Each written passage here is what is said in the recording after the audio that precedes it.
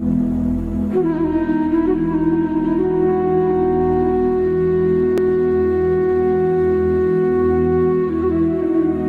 Friends, welcome to Kavita Kannada YouTube channel. So ಇವತ್ತಿನ vlogs ಅಲ್ಲಿ ನಮ್ಮ ಮನೆಯಲ್ಲಿ ನನ್ನ ಸ್ಟೈಲಲ್ಲಿ ಒಂದು ಎಗ್ ಬಿರಿಯಾನಿ ರೆಸಿಪಿನ ಶೇರ್ ಮಾಡಿದ್ದೀನಿ ಆ್ಯಂಡ್ ಸ್ವೀಟ್ ಪೊಟ್ಯಾಟೊ ರೆಸಿಪಿನ ಶೇರ್ ಮಾಡಿದ್ದೀನಿ. ಅದಂತೂ ತುಂಬ ಚೆನ್ನಾಗಿರುತ್ತೆ sweet potato. So must and should ನೀವು ಮಕ್ಕಳಿಗೆ, ಚಿಕ್ಕ ಮಕ್ಕಳಿಗೆ ತುಂಬಾ ಒಳ್ಳೆಯದು. ನಾರಿನ ಪದಾರ್ಥ ತಿನ್ನಿಸೋದ್ರಿಂದ ಮಕ್ಕಳಿಗೆ ತುಂಬ ಆರೋಗ್ಯಕ್ಕೂ ಒಳ್ಳೆಯದು. ಆ ರೆಸಿಪಿ ಕೂಡ ಈ ವಿಡಿಯೋದಲ್ಲಿ ಸಿಗುತ್ತೆ. ಸೊ ಖಂಡಿತ ಇವತ್ತಿನ ವ್ಲಾಗ್ ನಿಮ್ಗೆ ಇಷ್ಟ ಆಗುತ್ತೆ. ಎಲ್ಲೂ ಸ್ಕಿಪ್ ಮಾಡಿದೆ ವಿಡಿಯೋನ ನೋಡಿ ಸಪೋರ್ಟ್ ಮಾಡಿ, ಸಬ್ಸ್ಕ್ರೈಬ್ ಮಾಡಿ ಆ್ಯಂಡ್ ಶೇರ್ ಮಾಡಿ, ಮತ್ತು ಕಮೆಂಟ್ ಮಾಡಿ ವಿಡಿಯೋ ಹೇಗೆ ಬರ್ತಾ ಇದ್ದಾವೆ ಅಂತೇಳಿ ಕಮೆಂಟ್ ಮಾಡಿ.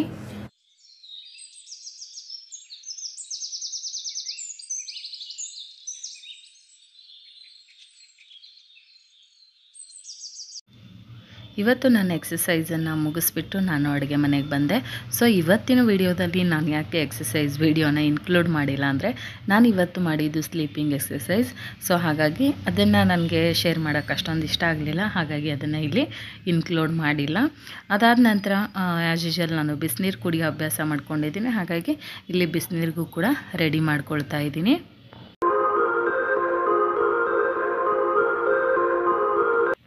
ಇವತ್ತಿನ ಬ್ರೇಕ್ಫಾಸ್ಟ್ಗೆ ನಾನು ಓವರ್ನೈಟು ಓಟ್ಸನ್ನು ಕೂಡ ನೆನೆಸಿಟ್ಟಿದ್ದೆ. ಅದಾದ ನಂತರ ಒಂದು ನೇಂದ್ರ ಬಾಳೆಹಣ್ಣನ್ನು ಕಟ್ ಮಾಡಿ ಇಟ್ಕೊಳ್ತಾ ಇದ್ದೀನಿ. ಹಾಲು, ಚಿಯಾ ಸೀಡ್ಸು ಆ್ಯಂಡ್ ಓಟ್ಸ್ ಹಾಕಿಬಿಟ್ಟು ಫುಲ್ ಓವರ್ನೈಟ್ ನೆನೆಯೋಕ್ಕೆ ಇಟ್ಬಿಟ್ಟು ಅದನ್ನು ಫ್ರಿಡ್ಜಲ್ಲಿ ಇಟ್ಟಿದ್ದೆ.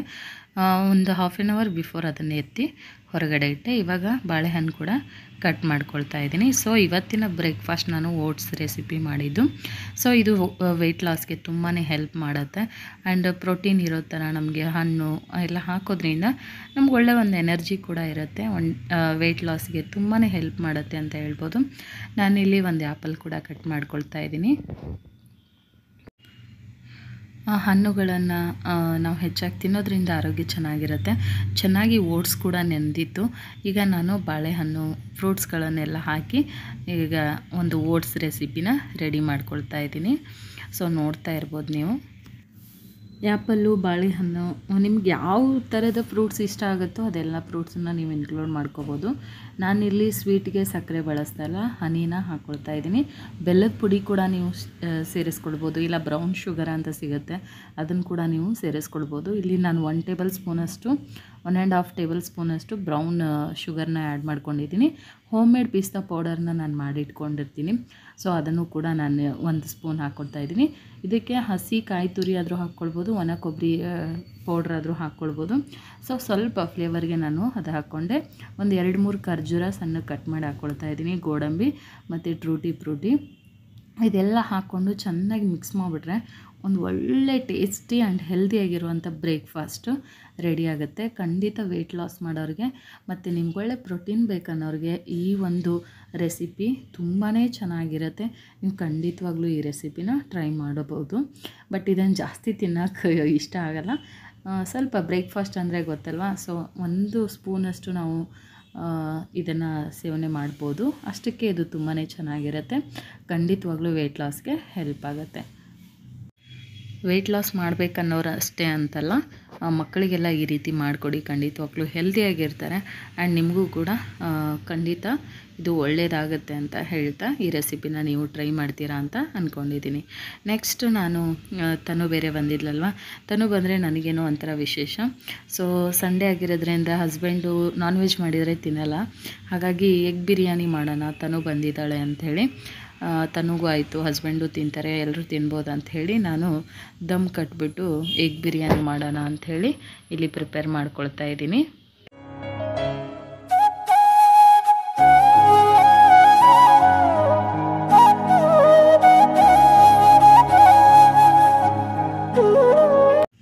ಎಗ್ ಬಿರಿಯಾನಿಗೆ ಏನೇನು ಬೇಕೋ ಎಲ್ಲ ತರಕಾರಿ ಎಲ್ಲ ಕಟ್ ಮಾಡಿ ಇಟ್ಕೊಂಡಾಯಿತು. ಈಗ ಒಂದು ಪಾತ್ರೆಗೆ ನೀರು ಹಾಕ್ಕೊಂಡ್ಬಿಟ್ಟು ಎಲ್ಲ ಸ್ಪೈಸಸ್ನ ಹಾಕ್ಕೊಂಡು ಸ್ವಲ್ಪ ಉಪ್ಪು, ನಿಂಬೆಹಣ್ಣು, ತುಪ್ಪ ಹಾಕಿ ಇದನ್ನು ಚೆನ್ನಾಗಿ ಬಾಯ್ಲ್ ಮಾಡ್ಕೊಳ್ತಾ ಇದ್ದೀನಿ. ಇಲ್ಲಿ ದಮ್ ಕಟ್ತಾ ಇರೋದ್ರಿಂದ ಮೊದಲೇ ನಾನು ಅನ್ನನ ರೆಡಿ ಮಾಡಿ ಇಟ್ಕೊಳ್ಳೋಣ ಅಂಥೇಳಿ ರೆಡಿ ಮಾಡ್ಕೋತಾ ಇದ್ದೀನಿ. ಅರ್ಧ kg ಅಷ್ಟು ಬಾಸ್ಮತಿ ರೈಸ್ನ ತಗೊಂಡು ಒಂದು 15 ಮಿನಿಟ್ಸ್ ಬಿಫೋರ್ ನಾನು ಅದನ್ನು ನೆನೆಯೋಕ್ಕಿಟ್ಟಿದ್ದೆ. ಚೆನ್ನಾಗಿ ಅಕ್ಕಿ ಕೂಡ ನೆಂದಿತ್ತು. ಈಗ ಇದನ್ನು ರೈಸ್ನ ಚೆನ್ನಾಗಿ ರೈಸ್ ಮಾಡಿಕೊಂಡು ನಾನು ರೈಸ್ ಕೂಡ ಸಪ್ರೇಟ್ ಮಾಡಿ ಇಟ್ಕೊಂಡೆ. ಈಗ ಒಂದು ಬಾಣಲೆಗೆ 1 ಟೇಬಲ್ ಸ್ಪೂನಷ್ಟು ತುಪ್ಪ ಹಾಕ್ಬಿಟ್ಟು ಚಿಟಿಕೆ ಅಷ್ಟು ಅರಿಶಿನ, ಉಪ್ಪು, ಖಾರದ ಪುಡಿ ಹಾಕ್ಕೊಂಡು ಎಗ್ನ ಸೀಳ್ಬಿಟ್ಟು ಅಂದರೆ ಸಣ್ಣ ಸಣ್ಣ ತುಂಡುಗಳನ್ನಾಗಿ ಕತ್ತರಿಸ್ಬಿಟ್ಟು ಈ ಥರ ನಾವು ಫ್ರೈ ಮಾಡ್ಕೊಳ್ಳೋದ್ರಿಂದ ಅದು ಚೆನ್ನಾಗಿ ಮಸಾಲೆನೂ ಕೂಡ ಹಿಡಿಯುತ್ತೆ ಆ್ಯಂಡ್ ಮೊಟ್ಟೆ ಒಡೆದೋಗೋದು ಕೂಡ ಇರೋದಿಲ್ಲ. ಹಾಗಾಗಿ ನಾನು ಮೊದಲೇ ಈ ರೀತಿ ಮೊಟ್ಟೆನ ಫ್ರೈ ಮಾಡಿಕೊಂಡೆ. ಅದೇ ಫ್ಯಾನ್ಗೆ ಮತ್ತೆ 1 ಟೇಬಲ್ ಸ್ಪೂನಷ್ಟು ತುಪ್ಪ ಮತ್ತು 1 ಟೇಬಲ್ ಸ್ಪೂನಷ್ಟು ಆಯಿಲನ್ನು ಹಾಕ್ಕೊಳ್ತಾ ಇದ್ದೀನಿ. ಸ್ವಲ್ಪ ಇದಕ್ಕೆ ತುಪ್ಪ ಆಯಿಲು ಸ್ವಲ್ಪ ಜಾಸ್ತಿ ಪ್ರಮಾಣದಲ್ಲಿದ್ದರೆ ಚೆನ್ನಾಗಿರುತ್ತೆ. ಬಟ್ ಹೆಲ್ತನ್ನು ಕೂಡ ನಾವು ನೋಡ್ಕೋಬೇಕು. ತುಪ್ಪ ಸ್ವಲ್ಪ ಜಾಸ್ತಿ ಹಾಕಿ ಆಯಿಲನ್ನು ಕಮ್ಮಿ ಹಾಕ್ಕೊಳ್ಳಿ. ಈಗ ನಾನು 2 ರಿಂದ 3 ಈರುಳ್ಳಿ ತೊಗೊಂಡಿದ್ದೆ, ಉದ್ದದ ಕಟ್ ಮಾಡಿ ಹಾಕ್ಕೊಳ್ತಾ ಇದ್ದೀನಿ. ಒಂದು 4-5 ಹಸಿಮೆಣಸಿನ್ಕಾಯಿ, ಸ್ವಲ್ಪ ಕರಿಬೇವು ಸೊಪ್ಪನ್ನು ಹಾಕ್ಕೊಂಡು ಚೆನ್ನಾಗಿ ಈರುಳ್ಳಿ ಕಂದು ಬಣ್ಣ ಬರಬೇಕು ಅಲ್ಲಿವರೆಗೂ ನಾವು ಅದನ್ನು ರೋಸ್ಟ್ ಮಾಡ್ಕೊಳ್ಬೇಕು. 2 ಟೊಮ್ಯಾಟೊ ಹಾಕ್ಕೊಳ್ತಾ ಇದ್ದೀನಿ. ಸ್ವಲ್ಪ ಟೊಮ್ಯಾಟೊ ಕಮ್ಮಿ ಬೇಕನ್ನೋರು ಕಮ್ಮಿನೂ ಹಾಕ್ಕೊಳ್ಬೋದು. ನಾನಿಲ್ಲಿ ದಮ್ ಕಟ್ತಾ ಇರೋದ್ರಿಂದ ಗ್ರೇವಿ ಥರ ಇರಲಿ ಅಂಥೇಳಿ 2 ಟೊಮ್ಯಾಟೊ ಹಾಕ್ಕೊಂಡಿದ್ದೀನಿ.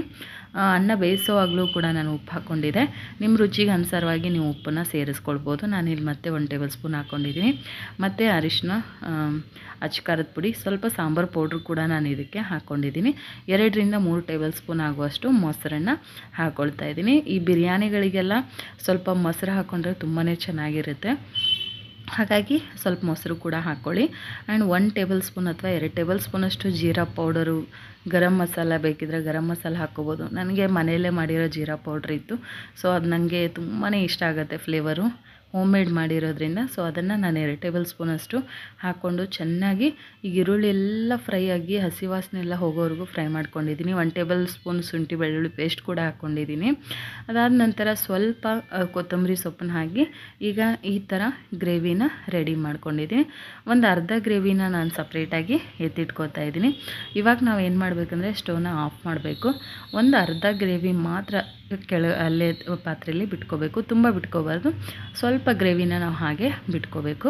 ಈ ಥರ ಎಲ್ಲ ಕಡೆ ಸ್ಪ್ರೆಡ್ ಮಾಡಿ ನಾನು ಮೊದಲೇ ರೆಡಿ ಮಾಡಿ ಇಟ್ಕೊಂಡಿರುವಂಥ ಬಾಸುಮತಿ ರೈಸ್ನ ಈ ರೀತಿ ಹಾಕ್ಕೊಂಡು ಸ್ಪ್ರೆಡ್ ಮಾಡ್ಕೊಳ್ತಾ ಇದ್ದೀನಿ. ಅದಾದ ನಂತರ ಇದಕ್ಕೆ ನಾನಿಲ್ಲಿ ಫುಡ್ ಕಲರ್ ಬಳಸ್ತಾ ಇಲ್ಲ. ಅರಿಶಿನಕ್ಕೆ ಒಂದು ಸ್ವಲ್ಪ ನೀರು ಹಾಕಿಬಿಟ್ಟು ಅರಿಶಿನ ತೆಳುವಾಗಿ ಲಿಕ್ವಿಡ್ ಥರ ಮಾಡಿಕೊಂಡು ಫುಡ್ ಕಲರ್ ಬದಲಾಗಿ ನಾವು ಇದನ್ನು ಯೂಸ್ ಮಾಡ್ಬೋದು. ಹೆಲ್ತ್ಗೂ ಚೆನ್ನಾಗಿರುತ್ತೆ ಆ್ಯಂಡ್ ಯಾವುದೇ ರೀತಿ ಕೆಮಿಕಲ್ ಇರೋದಿಲ್ಲ. ಮತ್ತು ಒಂದು ಸ್ವಲ್ಪ ತುಪ್ಪ ಕೂಡ ಹಾಕ್ಕೊಂಡು ಆದಮೇಲೆ ಗ್ರೇವಿನೆಲ್ಲ ಹಾಕ್ಕೊಂಡು ಫ್ರೈ ಮಾಡಿ ಎತ್ತಿಟ್ಕೊಂಡಿರುವಂಥ ಎಗ್ನ ಹಾಕ್ಕೊಳ್ತಾ ಇದ್ದೀನಿ. ಅದಾದ ನಂತರ ಸ್ವಲ್ಪ ಕೊತ್ತಂಬರಿ ಸೊಪ್ಪನ್ನ ಹಾಕ್ಕೊಳ್ತಾ ಇದ್ದೀನಿ. ಅದಾದ ನಂತರ ಮತ್ತೆ ಇನ್ನೊಂದು ಲೇಯರು ರೈಸ್ನ ಹಾಕ್ಕೊಳ್ಬೇಕು.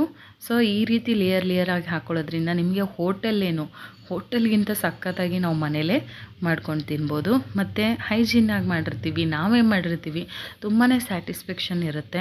ಸೊ ನಾವೇ ಹೈಜೀನಾಗಿ ಮಾಡಿಬಿಟ್ಟು ಮನೇಲಿ ತಿನ್ನೋದ್ರಿಂದ ಸೊ ನನಗಂತೂ ತುಂಬಾ ಇಷ್ಟ ಈ ಥರದ ಅಡುಗೆಗಳು ಮಾಡೋಕ್ಕೆ. ಮತ್ತು ಸ್ವಲ್ಪ ಅರಿಶಿನದ ನೀರು ಆ್ಯಂಡ್ ತುಪ್ಪ ಮತ್ತು ಕೊತ್ತಂಬರಿ ಸೊಪ್ಪನ್ನು ಹಾಕ್ಕೊಳ್ತಾ ಇದ್ದೀನಿ. ಬೇಕಿದ್ರೆ ನೀವು ಇದಕ್ಕೆ ಕಸ್ತೂರಿ ಮೇಥಿ ಕೂಡ ಹಾಕ್ಕೊಳ್ಬೋದು. ನಾನು ಲಾಸ್ಟಲ್ಲಿ ಹಾಕ್ಕೊಂಡಿದ್ದೀನಿ. ಈಗ ಒಂದು ಲಿಡ್ನ ಕ್ಲೋಸ್ ಮಾಡಿ ಇದ್ರ ಮೇಲೆ ಸ್ವಲ್ಪ ಭಾರ ಇರುವಂಥ ಒಂದು ಏನಾದ್ರು ಕುಟಾಣಿನೋ ಏನೋ ಒಂದು ವಸ್ತು ಇಟ್ಬಿಟ್ಟು ಸಣ್ಣ ಉರಿಯಲ್ಲಿ ಒಂದು 5 ನಿಮಿಷ ಅದನ್ನು ಕುಕ್ ಮಾಡಿಕೊಂಡ್ರೆ ಅದು ಚೆನ್ನಾಗಿ ದಮ್ಮಾಗಿರುತ್ತೆ. ಸೊ ಈ ಕಡೆ ತನು ರೈತ ಮಾಡ್ತಾಯಿದ್ದಾಳೆ. ಇವತ್ತು ತನು ಮಾಡ್ತಾಯಿದ್ದಾಳೆ ರೈತನ. ಈರುಳ್ಳಿ ಎಲ್ಲ ಕಟ್ ಮಾಡಿಕೊಟ್ಟಿದ್ದೆ, ಅವಳೇ ರೈತ ಮಾಡ್ತೀನಿ ಅಂಥೇಳಿ ರೈತ ಮಾಡ್ತಾಯಿದ್ದಾಳೆ. ಸಿಂಪಲ್ಲಾಗಿ ಒಂದು ರೈತ ಕೂಡ ಮಾಡ್ಕೊಂಡ್ವಿ. ಎರಡಕ್ಕೂ ಕಾಂಬಿನೇಷನ್ ತುಂಬಾ ಚೆನ್ನಾಗಿತ್ತು. ತನು ಕೂಡ ಇಷ್ಟಪಟ್ಟು ಅಡುಗೆ ಮಾಡ್ತಾಳೆ. ನಮ್ಮ ಮನೆಗೆ ಬಂದರೆ ಮಾತ್ರ, ಅವ್ರ ಮನೇಲಿ ಅವಳು ಒಂದು ಕಾಫಿ ಕೂಡ ಮಾಡೋಕ್ಕೆ ಇಷ್ಟಪಡಲ್ಲ. ಬಟ್ ನಾನು ಬಿಡಲ್ಲ, ಸ್ವಲ್ಪ ಕಲೀಲಿ ಅಂಥೇಳಿ ಬಂದಾಗ ಅವಳಿಗೂ ಕೂಡ ಗೈಡ್ ಮಾಡ್ತೀನಿ. ಅವಳಿಗೂ ಏನಾದರೂ ಒಂದು ವಿಶೇಷವಾಗಿರೋ ಸಣ್ಣ ಪುಟ್ಟದ್ದು ಹೇಳ್ಕೊಡ್ತಾ ಇರ್ತೀನಿ. ಸೊ ಈಗ ರೈತನೂ ರೆಡಿ ಆಯಿತು. ಈಗ ನೋಡೋಣ. ಎಗ್ ಬಿರಿಯಾನಿ ಅಂತೂ ಸೂಪರಾಗಿ ರೆಡಿಯಾಗಿದೆ. ನೀವು ಖಂಡಿತವಾಗ್ಲೂ ಈ ರೆಸಿಪಿ ಟ್ರೈ ಮಾಡಿ. ಇಷ್ಟು ಚೆನ್ನಾಗಿತ್ತಂದರೆ ತುಂಬಾ ಖುಷಿಪಟ್ಟರು. ನಮ್ಮ ಮನೆಯವರಾಗಿರ್ಬೋದು, ತನು ಆಗಿರ್ಬೋದು, ಮಗು ಎಲ್ಲರೂ ತುಂಬ ಇಷ್ಟಪಟ್ವಿ. ಈ ರೆಸಿಪಿ ಹೇಗಿದೆ ಅಂತ ಹೇಳಿ ನೀವು ಟ್ರೈ ಮಾಡಿ ನನಗೆ ಕಮೆಂಟ್ ಹಾಕೋದನ್ನ ಮಾತ್ರ ಮರಿಬೇಡಿ. ಲಾಸ್ಟಲ್ಲಿ ಕಸ್ತೂರಿ ಮೇಥಿ ಹಾಕ್ಕೊಳ್ತಾ ಇದ್ದು, ನನ್ನ ಫೇವ್ರೇಟು ಕಸ್ತೂರಿ ಮೇಥಿ. ಸೊ ಅದೊಂಥರ ಫ್ಲೇವರ್, ರೆಸ್ಟೋರೆಂಟ್ ಸ್ಟೈಲ್ ಫ್ಲೇವರನ್ನು ಕೊಡುತ್ತೆ. ಸೊ ಇದು ಎಗ್ ಬಿರಿಯಾನಿ.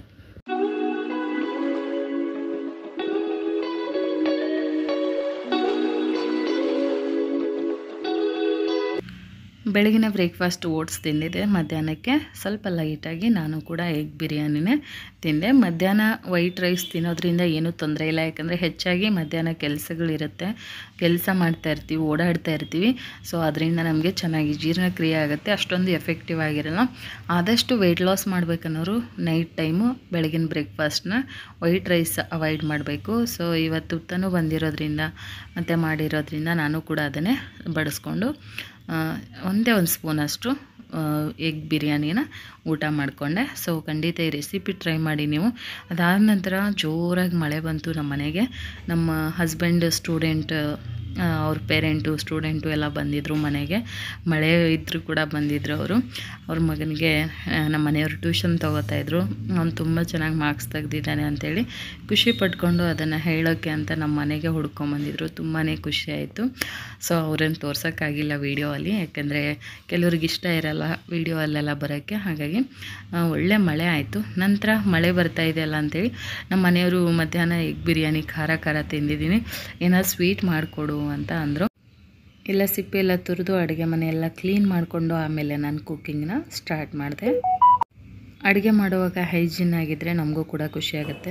ಸ್ವೀಟ್ ಪೊಟ್ಯಾಟೊ ಇದು ಗೆಣಸು ತುಂಬಾ ಚೆನ್ನಾಗಿರುತ್ತೆ. ಇದರಲ್ಲಿ ಒಂದು ನಾನು ಸ್ವೀಟ್ ಮಾಡ್ತೀನಿ. ಸ್ವೀಟ್ ಅಂದರೆ ತುಂಬ ಸಿಂಪಲ್ಲಾಗಿ ಮಾಡೋವಂಥದ್ದು. ಮಕ್ಕಳಂತೂ ತುಂಬ ಇಷ್ಟಪಟ್ಟು ತಿಂತಾರೆ ಮತ್ತು ಹೆಲ್ದಿ ಕಾನ್ಸಿಯಸ್ಸು.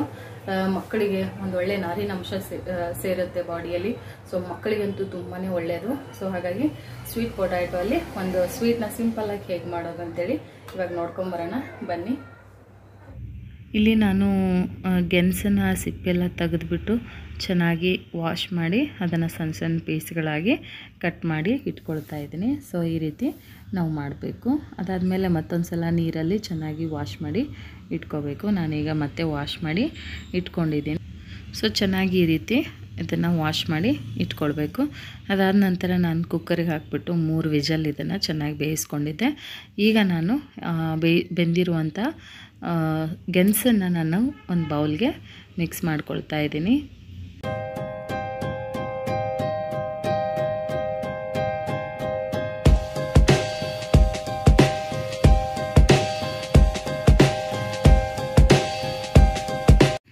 ಚೆನ್ನಾಗಿ ಅದನ್ನು ಸ್ಮ್ಯಾಶ್ ಮಾಡ್ಕೊಂಡಾದಮೇಲೆ ನಾನಿಲ್ಲಿ ಬೆಲ್ಲದ ಪುಡಿ ಬಳಸ್ತಾ ಇದ್ದೀನಿ. ಆದಷ್ಟು ಸಕ್ಕರೆನ ಅವಾಯ್ಡ್ ಮಾಡಿ. ಮಕ್ಕಳಿಗೆ ಕೊಡೋದ್ರಿಂದ ಅಥವಾ ನಾವು ತಿನ್ನೋದ್ರಿಂದ ಸಕ್ಕರೆ ನಾನು ತುಂಬ ರೇರಾಗಿ ಸಕ್ಕರೆನ ಬಳಸೋದು. ಕೆಲವೊಂದಕ್ಕೆ ಸಕ್ಕರೆ ಬೇಕಾಗುತ್ತೆ, ಬಟ್ ಆದಷ್ಟು ನಾವು ಅವಾಯ್ಡ್ ಮಾಡೋದ್ರಿಂದ ಬೆಲ್ಲ ಹಾಕಿದರೂ ಕೂಡ ತುಂಬಾ ಟೇಸ್ಟ್ ಇರುತ್ತೆ ಯಾವುದೇ ಅಡುಗೆ ಮಾಡಿದರೂ. ಸೊ ನಾವು ಆದಷ್ಟು ಸಕ್ಕರೆನ ಅವಾಯ್ಡ್ ಮಾಡಿಬಿಟ್ಟು ಬೆಲ್ಲ ಹಾಕಿ ಮಾಡುವಂಥದ್ದನ್ನು ಅಭ್ಯಾಸ ಮಾಡ್ಕೊಳ್ಳೋದು ಒಳ್ಳೆಯದು. ಸೊ ನಾನು 2 ಟೇಬಲ್ ಸ್ಪೂನಷ್ಟು ಆರ್ಗ್ಯಾನಿಕ್ ಬೆಲ್ಲದ ಪೌಡ್ರನ್ನು ಇದಕ್ಕೆ ಹಾಕ್ಕೊಂಡು ಚೆನ್ನಾಗಿ ಮತ್ತೆ ಮಿಕ್ಸ್ ಮಾಡ್ಕೊಳ್ತಾ ಇದ್ದೀನಿ.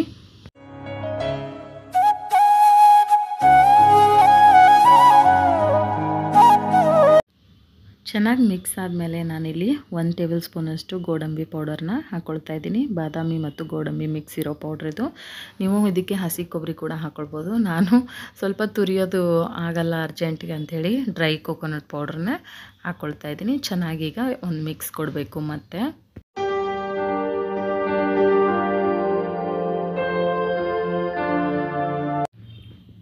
ಚೆನ್ನಾಗಿ ಮಿಕ್ಸ್ ಆದಮೇಲೆ ಒಂದು ಫ್ರೈಯಿಂಗ್ ಪ್ಯಾನ್ ಇಟ್ಕೊಂಡ್ಬಿಟ್ಟು ಒಂದು 2 ಟೇಬಲ್ ಸ್ಪೂನಷ್ಟು ತುಪ್ಪ ಹಾಕ್ಕೊಳ್ತಾ ಇದ್ದೀನಿ.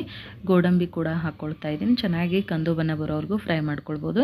ನೀವು ಇದಕ್ಕೆ ಬೇರೆ ಡ್ರೈ ಫ್ರೂಟ್ಸ್ ಕೂಡ ಇನ್ಕ್ಲೂಡ್ ಮಾಡ್ಬೋದು. ನನಗೆ ಸ್ವಲ್ಪ ಗೋಡಂಬಿ ಒಗ್ಗರಣೆನೇ ಇಷ್ಟ ಆಗುತ್ತೆ. ಸೊ ಬರೀ ನಾನು ಗೋಡಂಬಿ ಮಾತ್ರ ಹಾಕ್ಕೊಂಡೆ. ಈಗ ಸರ್ವ್ ಮಾಡ್ಕೊತಾ ಇದ್ದೀನಿ. ಸ್ವಲ್ಪ ಟ್ರೂಟಿ ಫ್ರೂಟಿ ಹಾಕಿಬಿಟ್ಟು ಅದರ ಮೇಲೆ ಮಾಡಿರುವಂಥ ಸ್ವೀಟ್ ಪೊಟ್ಯಾಟೊ ರೆಸಿಪಿನ ನಾನು ಹಾಕ್ಕೊಂಡ್ಬಿಟ್ಟು ಸರ್ವ್ ಮಾಡ್ತಾಯಿದ್ದೀನಿ. ನೋಡೋಕ್ಕೂ ಕೂಡ ಚೆನ್ನಾಗಿರುತ್ತೆ. ಪ್ರೆಸೆಂಟಿವ್ ಆಗಿದ್ದರೆ ನಾವು ತಿನ್ನೋವಾಗಲೂ ಕೂಡ ನಮಗದು ಖುಷಿ ಕೊಡುತ್ತೆ. ನಮಗೆ ಹೋಟ್ಲಲ್ಲೇ ಕುತ್ಕೊಂಡು ತಿಂತಾಯಿದ್ದೀವೇನೋ ಅನ್ನೋ ಥರ ಫೀಲ್ ಆಗುತ್ತೆ. ಸೊ ಆದಷ್ಟು ನಾವು ತಟ್ಟೆ ರೆಡಿ ಮಾಡುವಾಗ ಸ್ವಲ್ಪ ಏನೇ ಮಾಡಿದರೂ ಸ್ವಲ್ಪ ಪ್ರೆಸೆಂಟಿವ್ ಆಗಿ ಮಾಡಿದರೆ ನಮಗೆ ತಿನ್ನೋವಾಗ ತುಂಬಾ ಖುಷಿ ಕೊಡುತ್ತೆ, ಹ್ಯಾಪಿನೆಸ್ ಅನಿಸುತ್ತೆ. ಸ್ವಲ್ಪ ಮಾಡೋದು ಕಷ್ಟ ಆಗ್ಬೋದು, ಬಟ್ ಕೆಲಸ ಮಾಡಾದಮೇಲೆ ನಮಗೆ ಒಂದು ಸ್ಯಾಟಿಸ್ಫ್ಯಾಕ್ಷನ್ ಇರುತ್ತಲ್ವ, ನೋಡುವಾಗ ಅದು ತುಂಬ ಲುಕ್ಕಾಗಿ ಕಾಣುವಾಗ ನಮಗೆ ಅದೊಂಥರ ತಿನ್ನೋವಾಗ ಒಂದು ಮಜಾನೇ ಬೇರೆ ಇರುತ್ತೆ. ನೋಡ್ಬೋದು ನೀವು ಎಷ್ಟು ಚೆನ್ನಾಗಿ ಕಾಣಿಸ್ತಾ ಇದೆ. ಸೊ ಇದನ್ನು ಖಂಡಿತ ಟ್ರೈ ಮಾಡಿ.